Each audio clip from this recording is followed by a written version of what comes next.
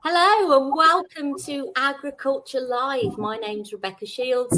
I'm one of the directors at Agricultural Recruitment Specialists. Now, don't go anywhere. You don't want to miss this. It's a great episode. We're going to be talking about agricultural colleges and their role in getting more young people into farming, which is obviously an essential topic for the future of the industry. If you have any questions or comments, please post them in the chat and we'll come to them when we can. So, Paul, would you like to introduce yourself? Hi, good morning, Rebecca. Thank you very much for this. Great to be with you. So I'm Paul Flynn. I'm the Director of Agriculture at East Durham College, Hoffel Farm. We're literally just a stone's throw from Durham University and Durham City. Our highest field, Mount Joy Field, overlooks the cathedral. It's an amazing place. It's about a 15-minute walk from Durham train station. Fantastic. So, Paul, how did you get into agriculture and the industry and why? All right, so confession time. Okay, so hands up. I'm not from a farm. Okay, my dad's a brilliant joiner, but not a farmer. Quite a keen gardener. We had an allotment and an interest. And I grew up at the edge of Manchester at Sale, before the M60. I'm very, very old. I'm a sort of walking, library or something. But it's I don't know. I was so keen on biology at school. I really enjoyed that, and I had a brilliant teacher, Mrs. Smith, and she's still around. And that is.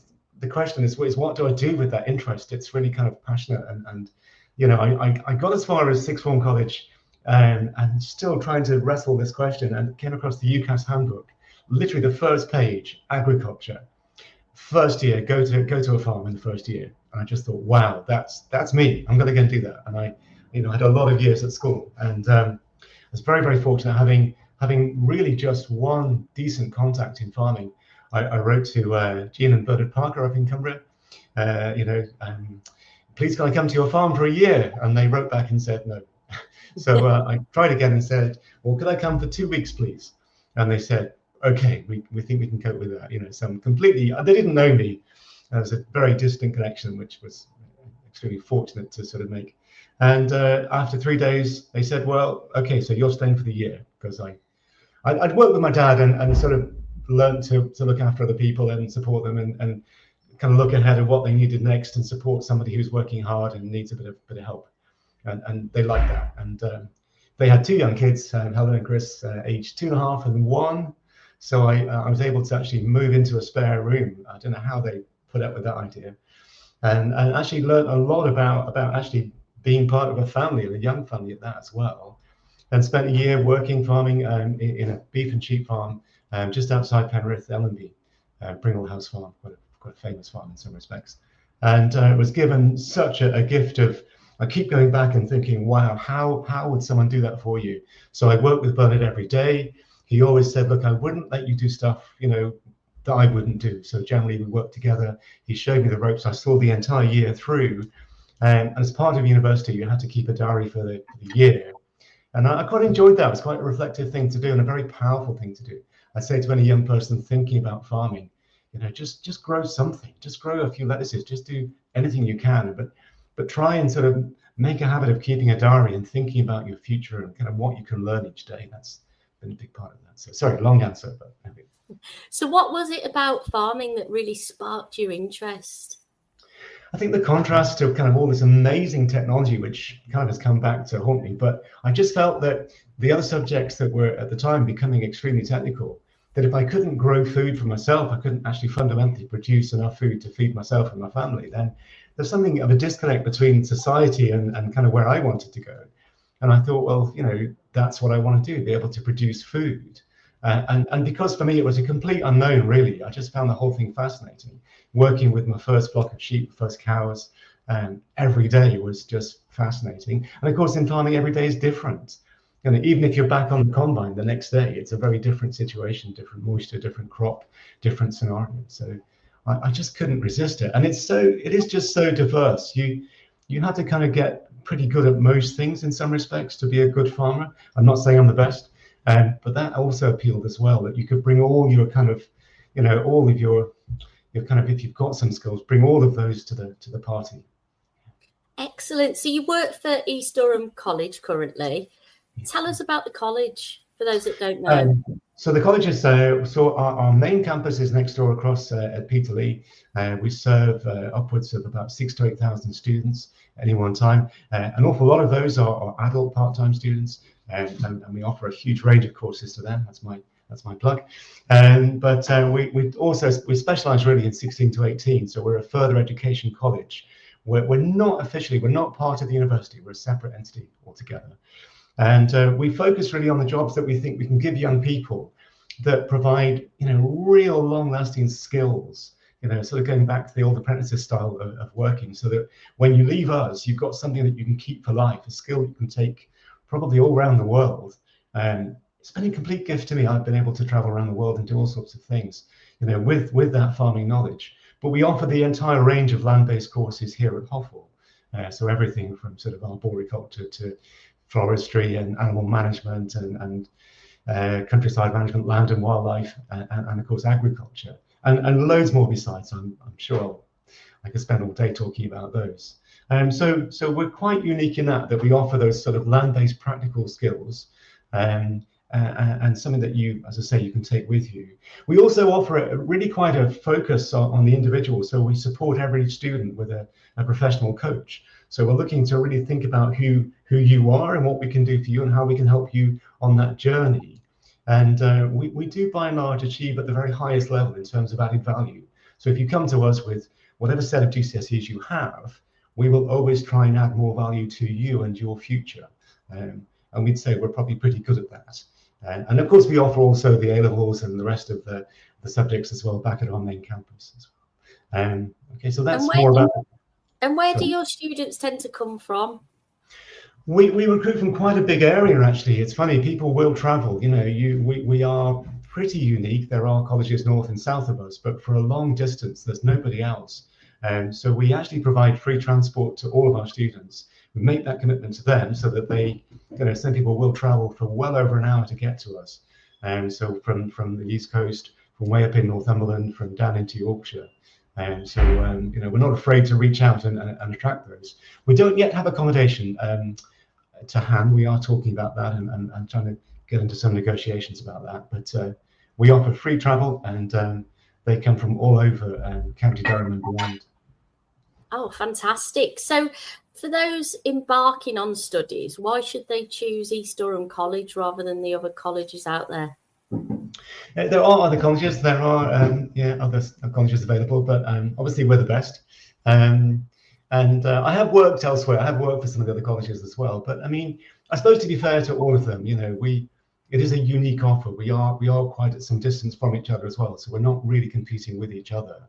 But I think one thing I would say about this farm is we kind of offer everything. We're a really good mixed farm. We've got the beef and the sheep, and we've got the arable, but we've also got the pigs as well. We're developing a horticultural offer as well, and a sort of field veg thing as well.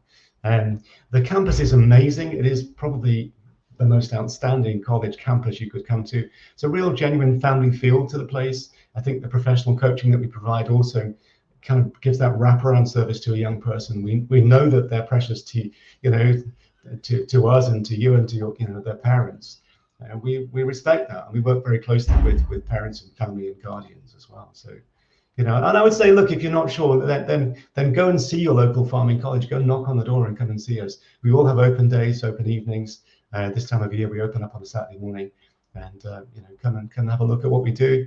And I would say, go and see the other colleges as well, and see what they can offer you. Fantastic. So you've got a 476-acre farm at the college. Tell us more about it. Yeah. So fantastic farm. Was established in 1938 as a part of the then war effort for the Second World War to try and generate, some guarantee of food supply, try and address the local need, and that's still the case. We're still looking to try and make sure that British farming can offer what the customer needs. As I say, we've got we're split quite nicely between arable and grassland. So a student coming here will see all of the enterprises. The arable, we're sort of quite prepared for the sake of the student to take on a whole range of different crops. So we will always grow, wheat, oats, barley, beans, fodder beet, stubble turnips, and we're trying really hard to diversify our crops. And I suppose most year introduce something a little bit different. This year, although we're a very low-lying farm with We do tend to get a frost. We are trying some maize this year. Fingers crossed that should be okay. It can get frozen off at the end. We know that. We're going for a really early variety, hoping to get out of jail pretty quickly before the October half term. And that's kind of one side of it. Been very fortunate in teaming up with our engineering colleagues. So we've got a land-based engineering facility on site. We've pulled in all the local apprentices for that, and that team supports the farm as well. On the livestock side, we've got our own suckler herd, largely Angus cross suckler herd, about 30 cows. They're doing really, really well, getting well through calving now. We calve from February onwards. Very much grass-based, very much looking at a sustainable approach to farming. We want students to go away with a form of farming that they can take with them, something quite low cost, quite regenerative, based on a clover sort of grass lay. A little bit of fertilizer in there, but trying to back off a little bit from that, and again reduce costs and become more dependent on a grass-based system. The same with the sheep. We've gone down the road of an Innovis sheep. So that's this sort of hybrid variety of different breeds that's been brought together to really give us, again, a very robust sheep that can be quite self-reliant. We're over halfway through lambing. The poor farm team have been up till 1:30. I think it was the night before last. And a real storming days at the moment. That's going really, really well. And we're well over, I think, 200% this year. Last year was 236% lambing, so it's going really well. And then the pig unit, which is a bit of people think it's a bit of a favorite of mine. It's not. It's just that it's kind of still quite new to me, I suppose. I'm only 4 years into working with pigs, but they are great to work with. We focus very hard on trying to really sort of offer some amazing animal welfare. I know it's a farming position. I know what happens at the end, but whilst they're with us, we want to give them the best experience we could. And so we work very hard on feeding, on spacing, on genetics, on just trying to improve that herd. And it's a really popular facility. You can imagine in January, February, March, because we normally farrow every third week on a 3-week cycle. So for a student coming in at any time of the year, they can see farrowing and the whole process of production at any one time. And for our colleagues across animal management and other courses, it's something there that can provide teaching and learning all the time. It's just a great facility, actually. And we're, watch this space. I'm looking around the corner at my budgets and looking at, is it time yet to introduce poultry as well, and to develop our field veg a little bit more as well. Okay, so out of curiosity, how many students do you have from non-farming backgrounds? Yeah, so I was thinking about this because you were very kind and gave me that question earlier, and we're actually about half, I would say. I say, yes, which is quite a lot actually. It's quite a big figure. But having said that, I think most of our students have at least some connection to it, and bear in mind, I began with very little connection to begin with, so it is possible. And what seems to work really well is young farmers. The Young Farmer Organisation has been a great recruiter for us and a very sort of good colleague. So they're based here as well. They come here on Monday night, and if any of their events on the county, if they want a location, we always offer that for free. They're always welcome to come here. Their stock judging day, their kind of whatever they're doing, we'll always base that here. But we're quite happy to take students on. We offer, if they like, if they have a sort of good set of grades and they've got the farming experience, we're straight onto level 3 and we're into the deep end and really getting stuck into our farming. If not, we can start with a level 2 course, which actually is a really nice course. It gives you that time to develop your interest and start those skills and begin from almost nowhere. I was just doing a little bit of helping out a few weeks ago with some machinery and tractor driving, and it's okay if this is your first time. That's all right. What we often find is that within the class, we've got quite a mixed ability of students, and they do learn from each other as well, and we do encourage that.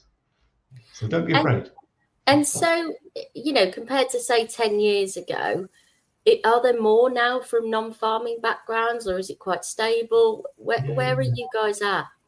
Oh gosh, good question. Yeah, I think there's always been that interest really, but I suppose because we are right on the edge of the city, and because we are where we are, and because we're offering free transport, I suppose we do tend to attract students that have the interest, but may not have that connection to begin with. But they do very well. I mean, the employment rate is pretty much full. There's nobody out there that wants to work that hasn't got a job. We've got agencies talking to us and looking for staff. We had and that's across the sector, not just in agriculture, but in the arb side, in arboriculture. We had a chap here last week from Canada who was recruiting for arborists. So that was good to see. And yeah, look, we'll talk to anybody. I get phone calls all the time looking for students, looking for someone to come work on farms. We are, if you like, I suppose, Rebecca, we shouldn't be competing with you, but we do tend to pass names and numbers on. Yeah, sure. So what roles do colleges have in terms of getting more young people into the agricultural and farming industry, Paul? Yeah. I think it's pivotal. I think we're probably best placed to give a student that chance to be, kind of all they could be in terms of farming. It's a pretty technical field, isn't it? It's kind of it's quite high risk. It's quite high technical sort of requirements. And if we can't do that, then we're letting the industry down. I think that is our job. And it's not just about actually having that knowledge and understanding, but also that enthusiasm, that desire to be up in the morning early and get out there and do a shift and deliver some work and add some value. That's kind of what we're trying to show our students. And we do that across all the subjects. We're trying to sort of develop our own farm in a way that actually they can walk onto a farm and think about making a difference of, reducing costs and making production kind of based more on a clover grass lay, for example, with more technical grazing, where actually we can improve the grass productivity at very little cost indeed. But yeah, that's our job is make sure the industry is, look, let's open the doors. It's a great industry. It's somewhere where you can come and join us. You can go and after being with us, and a lot of students do this, they will jump on the next plane to New Zealand and Australia and really enjoy that. And that's becoming almost the done thing. It's kind of, in my day, you did that after university. Now it seems like after college and perhaps before university, you might go and do that. So I think, we're out there at the county shows. We've got a presence online. We've got some pretty good social media folk involved, some good marketing teams. If students are out there, and perhaps not just local to us, but to other colleges, I'd encourage them to think about it. It is, something that I think is a bit of a hidden gem, that there is a job that actually involves being outside, working with animals, growing food. It's such a relevant job. I mean, it's fundamental, right? So you're never going to be out of work. Do you manage to get into schools? We do. We have a team. Yeah, we have a team going out to schools all the time. And I'm sure that the other colleges are doing the same thing. We have to market ourselves. We're not averse to knocking on the door and saying, look, we've got this amazing campus. It's a shame I can't I could actually take this camera and show you a little bit if you like. Let's celebrate these colleges. They are, and they have been for some time, under threat. I think we've lost, sadly, almost half of the colleges in my lifetime. It's not my fault, but it's kind of just been a very difficult field to be in. Further education hasn't always had the best funding. We're doing a little bit better now, but it is a challenge to keep a farm going whilst teaching with it and giving students the opportunity to try all this kit and be involved in it, and to farm in a way that gives them all these different choices of all these different enterprises. We don't specialize because we want to give students that range of experience. So attracting new talent into agriculture, why is it such a big issue? I guess the obvious answer is that we are an aging sort of community. I'm 61. I'm now in that bracket I used to talk about and kind of getting towards the end of my career. Hopefully I've got another 10 years. I'm hoping at least. I think I'll always be farming. So that's an issue. We're getting old, guys. Come take our places. Be careful what you wish for. You may find actually that you knock on the door of farming, you may well get a job. We do need you. So that's the biggest issue.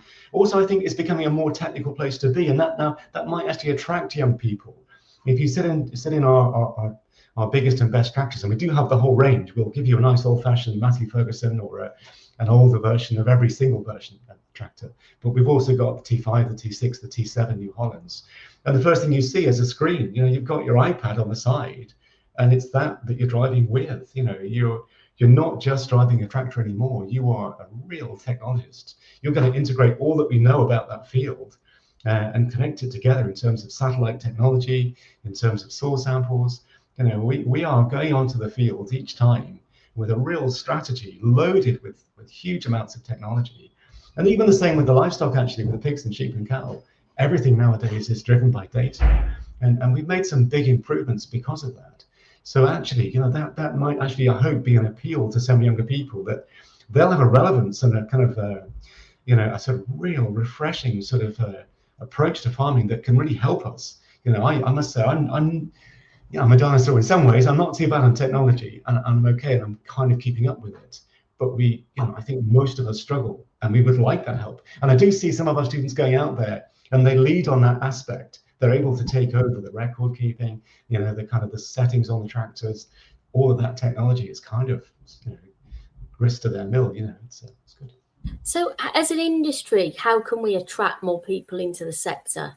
Yeah, it's a great question. I think it's always going to be a challenge. When I think what's something like, well, Rebecca, you'll know better than I do, but is it something like 2% of our workforce in agriculture? It's tiny, and it's a shrinking field, I think, in some ways. Having said that, we're getting some quite sort of bigger businesses. And I do think that actually we've got to think about these young people coming in for the first time. You've got to create an environment where they want to come and work for you. And I think one of the barriers might have been that often it's seen as being very long hours and continuous work. I mean, one thing I've tried this year is to offer to our youngest members of staff a 4-day week. So something like Sunday, Wednesday, or Wednesday, Saturday. They cross over and swap notes on the Wednesday. But that would give them kind of still a 40-hour week over 4 days. And I thought that would be the way to help to connect to younger people. In reality, they're quite prepared to muck in and sort of fudge that a little bit. But that was the offer that I made. But I think elsewhere in other farms, you'll come across that. There are farms out there that are trying very hard to make life on the farm, really quite palatable and quite good to be on.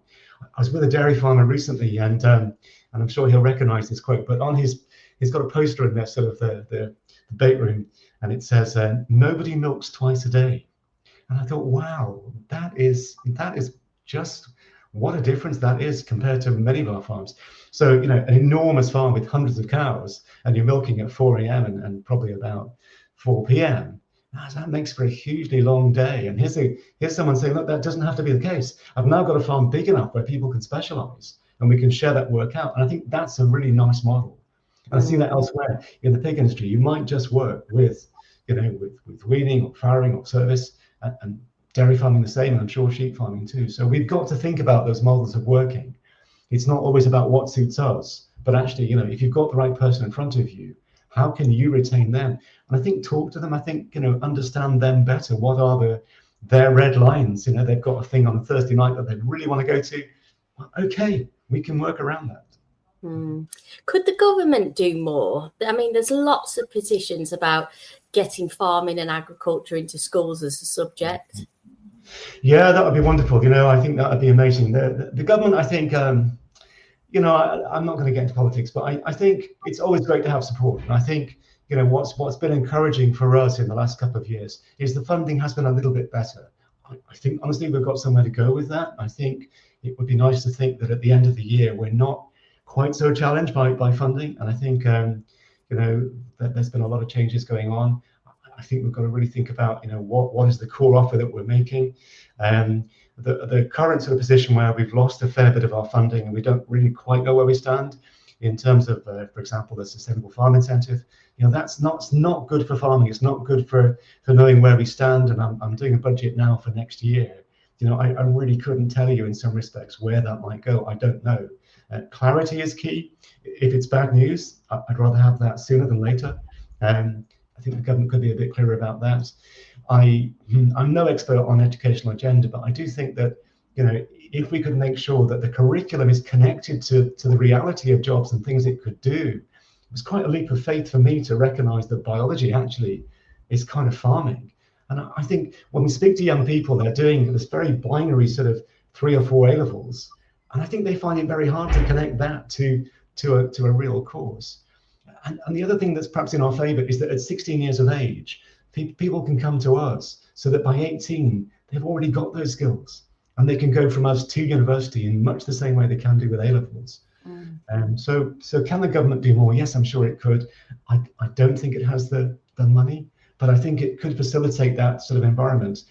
If nothing else, I would say for me, it would be the price point. For some reason, the gearing, the way that we get paid is just frankly quite punitive. You know, we spend so much time producing amazing food. You know, we're trying our very level best to produce a bread making wheat, beef, lamb, and pork that is just gorgeous and produced in a really sustainable way. I mean, the pork, for example, we go to market at the end of the day, we've selected and bred these pigs. Same with our cattle, same with our sheep. We've nurtured, we've seen them birthed and raised in that really vulnerable period. And then we've grown them, we've got through those difficult times, those first 6 hours, those first 2 days, and we go somewhere, you know, a year or 2 years down the road. And for example, with the pork, you know, we're kind of barely getting £2 a kilo. And I can't help but think there's a bit more room in the market for us.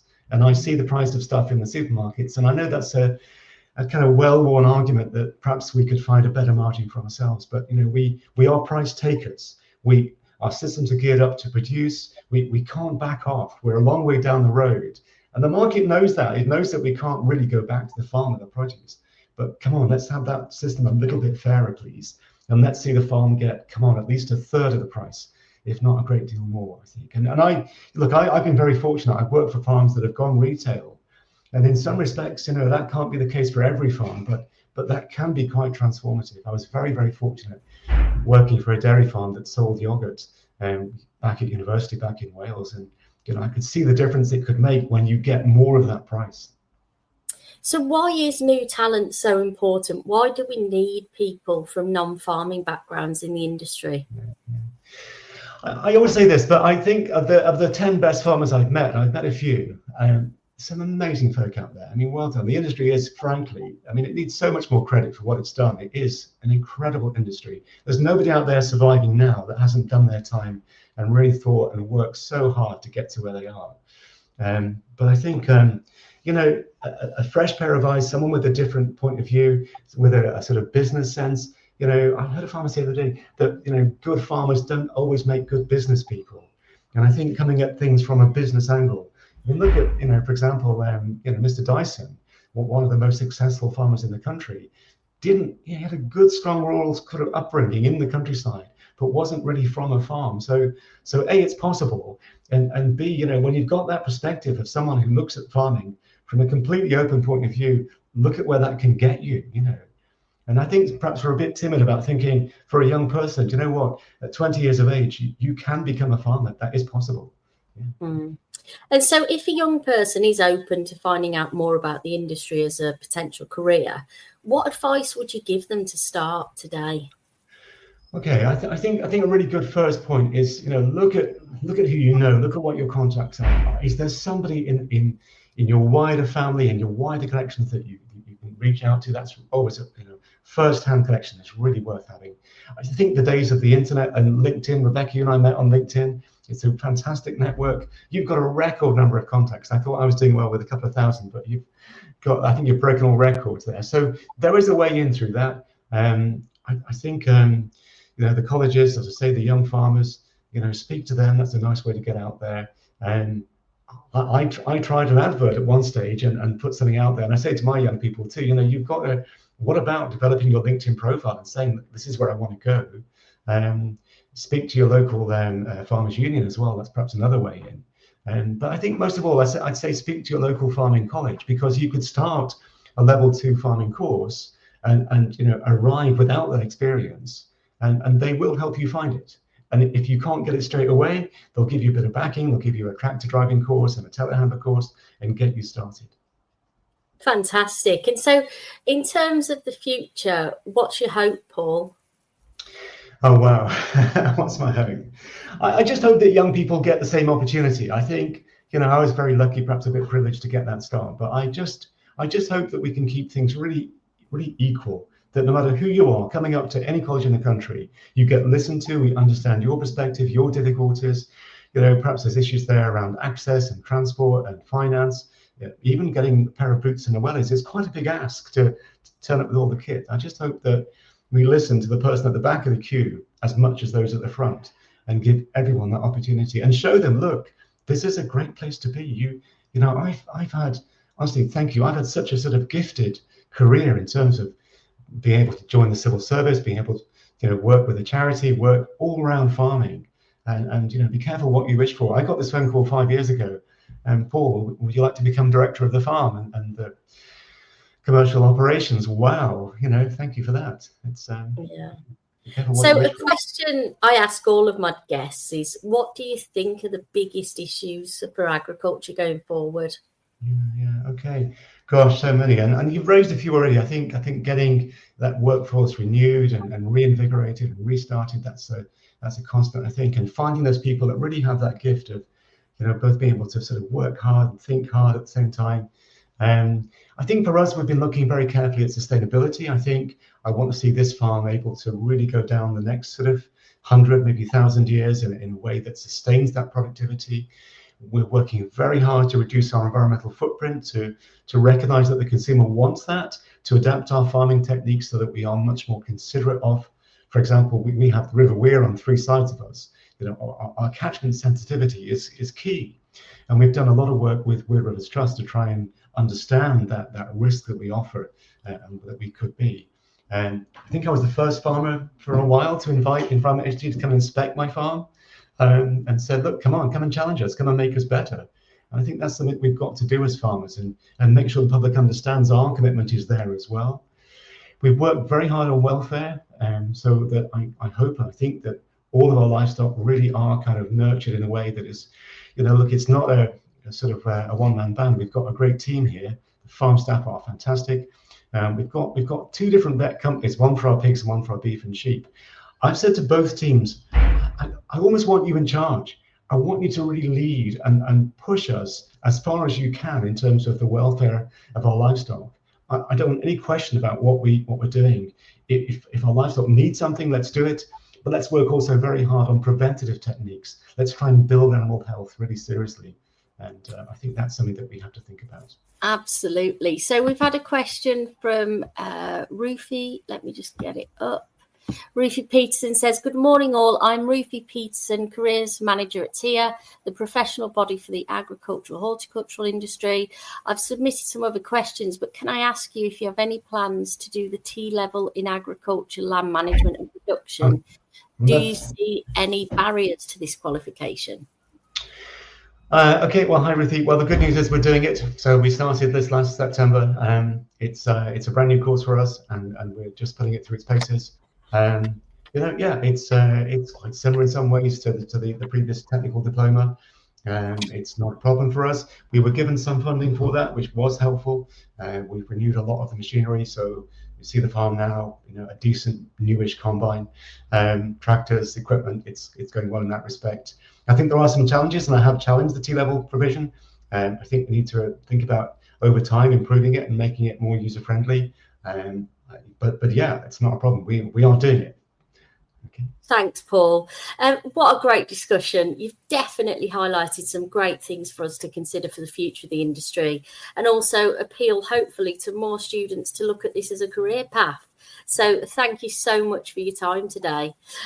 Also, thank you everyone for watching and listening. Keep following us. We've got some great new discussions coming up.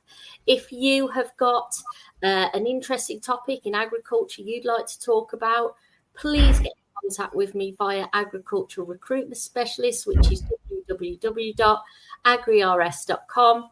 And if you would like to hear any more on new issues and topics within the industry, please follow us on various channels, including Spotify, YouTube, Apple Podcasts. Just look up Agriculture Live. So would you like to say goodbye, Paul? Well, thank you. Goodbye.